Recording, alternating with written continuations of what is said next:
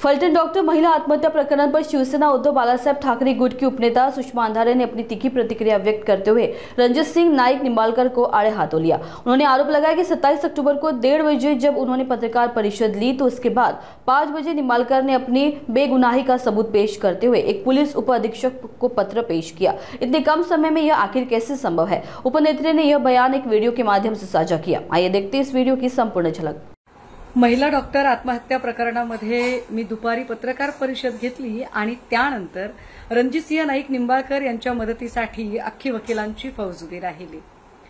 त्यांनी मांडलेले मुद्दे, त्या प्रत्येक मुद्द्याचं बैजवार उत्तर मी निश्चितपणे उद्या देईल।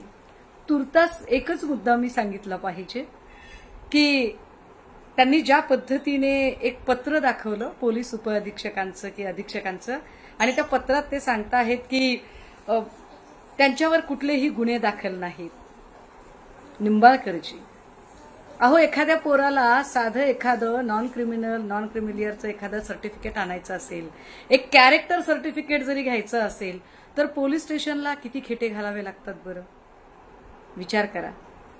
मी 1:30 वाजता पत्रकार परिषद घेतली आणि 5 वाजता तुमच्या हातामध्ये पोलीस उप अधीक्षकांनी दिलेलं पत्र आहे की निंबाळकरांवर कुठलेही गुन्हे दाखल नाहीत किंवा निंबाळकरांनी कुठलेही गुन्हे दाखल केलेले नाहीत।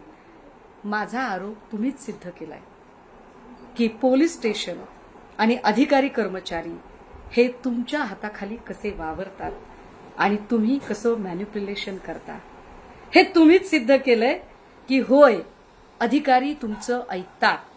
आणि एक महत्वाची बाब, माझी इतकी बालिश बुद्धी नाहीये की स्वतः रणजितसिंह नाईक निंबाळकर तिथे बसले आणि त्यांनी गुन्हे नोंदवले, परंतु जे गुन्हे झाले, ज्या FIR झाल्या त्या तुमच्या प्रभावाने झाल्या हे अजिबात नाकारता येत नाही।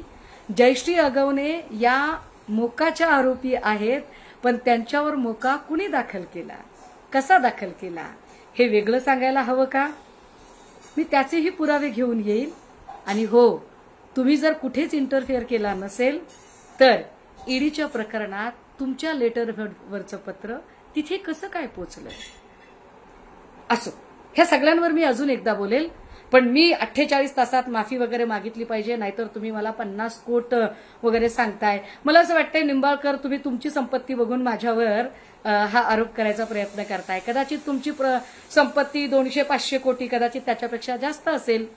मी सडाफटिंग माणूस आहे, तशीच कधी वेळ आली तर मला तुमच्याकडूनच व्याजाने आणि उसने घ्यावे लागतील आणि काही करावं लागेल। पण एक नक्की, तुमच्याकडे सत्ता असेल, संपत्ती असेल, माणसं असतील, ताकद असेल, फडणवीसांचा आशीर्वाद असेल, तुमच्याकडे सगळं आहे, पण माझ्याकडे एक गोष्ट आहे जी तुमच्याकडे नाही। खंबीरपणे सत्याला सामोरी जायची आणि कुठल्याही संकटात न डगमगता, शब्द न फिरवता आपल्या शब्दावर ठाम राहण्याची।